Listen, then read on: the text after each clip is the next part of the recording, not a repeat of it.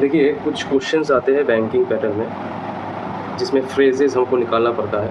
उस फ्रेज़ में जैसे एक सेंटेंस है, मुझे एक जूनियर ने भेजा है कि पहले आप ये 2 क्वेश्चंस ध्यान से देखिए। The practice of rebalancing and resetting has been a daunting task for many simply because it involves regular findings of hope and positivity amidst the steady stream of unknowns and difficult emotions।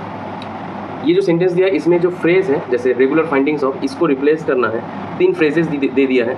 एक दिया है consistently finding the space and energy to incorporate, holding on to and exacerbating the need of.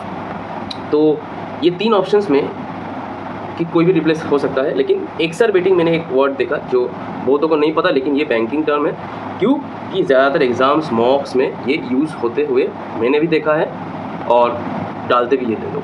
So एक्सरबेटिंग means किसी भी चीज़ को, किसी भी विषय को ख़राब कर देना। मीन्स जैसे आग में घी डालना वाला काम होता है, वैसे ही एक्सरबेटिंग मीन्स वही होता है। इसका सिनोनिम्स क्या क्या हो सकता है? Aggravate, making something worse, magnify, amplify, उसके बाद कंपाउंड, इंटेंसीफाई, किसी चीज़ को बढ़ा देना, ख़राब कर देना। मीन्स उसका इंटेंशन रहता है कि मैं उस चीज़ को ख़राब कर दूंगा। तो सो एक्सरबेट मीन्स ख़राब कर देना, किसी भी चीज़ को मैग्नीफाई कर देना। तो इस जो सेंटेंस बोला है, पहले सेंटेंस को हम लोग को समझना है। The practice of rebalancing and resetting has been a daunting task। मतलब द प्रैक्टिस ऑफ रीबैलेंसिंग, किसी चीज़ को रीबैलेंस करना, मतलब सही से उसको डालना या रखना, उसको फिर से रीबिल्ड करना, has been a daunting task। daunting मतलब बहुत एक कष्ट वाला काम हो गया, मतलब बहुत मेहनत वाला काम है। ऐसा लग रहा है ये हो ही नहीं पाएगा, लेकिन आसान भी हो सकता है। तो the practice of rebalancing and resetting has been a daunting task for many, बहुतों के लिए। क्यों? Simply because it involves regular findings of hope and positivity, क्योंकि उसमें आशा रहता है और पॉजिटिविटी रहता है। जब मैं, समझ लीजिए मैंने कोई चीज़ छोड़ दिया, लेकिन उसका छोड़ना जायज़ नहीं है, उसको फिर से करना है, फिर से उठ के वो करना है, तो उसके लिए चाहिए आशा और एक चाहिए पॉजिटिविटी। मतलब आशा मीन्स होप, पॉजिटिविटी।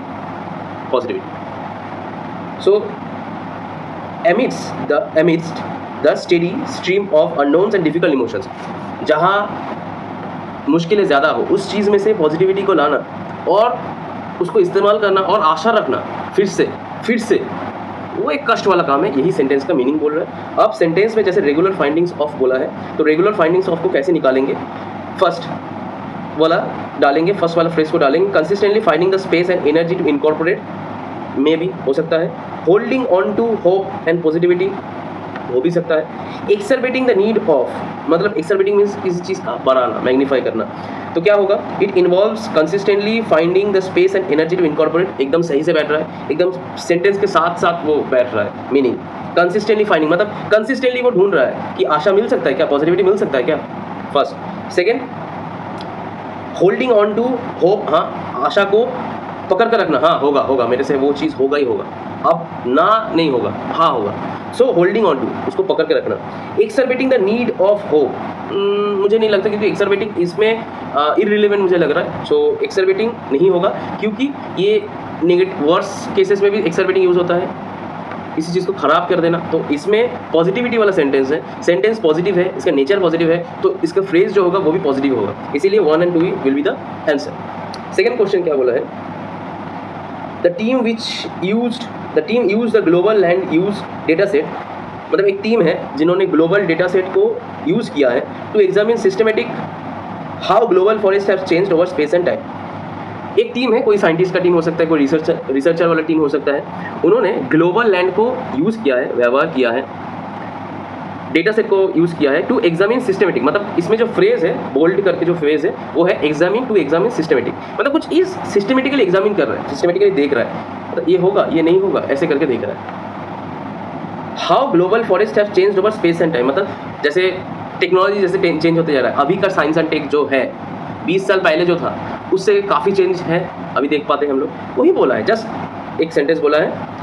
ज़्यादातर जो फ्रेजेस है जो मॉक्स में यूज़ होता है, according to my knowledge last 3 years of banking preparation, मैंने एक चीज़ देखा है कि ज़्यादातर वर्ड्स उन्होंने वो जो भी हो वो रीसेंट न्यूज़पेपर से डालते हैं। इससे क्या होता है, एक तो न्यूज़पेपर का आपका रेगुलर वाइज पढ़ना होता है, उसको समझना होता है। जितना भी आप पढ़ें, समझ लीजिए आप आधा घंटा न्यूज़पेपर पढ़ेंगे, उस आधे घंटे में न्यूज़पेपर में जो की वर्ड्स है उसको जानना, उसको इस्तेमाल करना अपने डेली लाइफ में, किसी भी बोलने का टाइम में किसी से बात कर रहे तो ऐसे, ठीक है। जो मजाक आपको उड़ा रहा है उससे बात मत करिए इन सब वर्ड्स की, क्योंकि वो बोलेगा अरे बाप रे भारी भारी वर्ड्स बोल रहे हो। उनके साथ ही यूज़ करें जो आपका वैल्यू समझे उस एग्ज़ाम के लिए, और जो भी हो तो यूज़ करना, मतलब you are practically implying that, implementing, तो वो चीज़ याद रहता है ज़्यादा, ठीक है।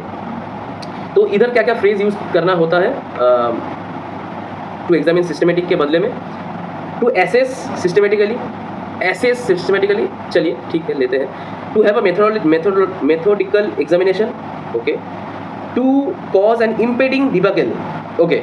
फिर से पहले हमको समझना है कि सेंटेंस का नेचर क्या है, पॉजिटिव है या नेगेटिव है।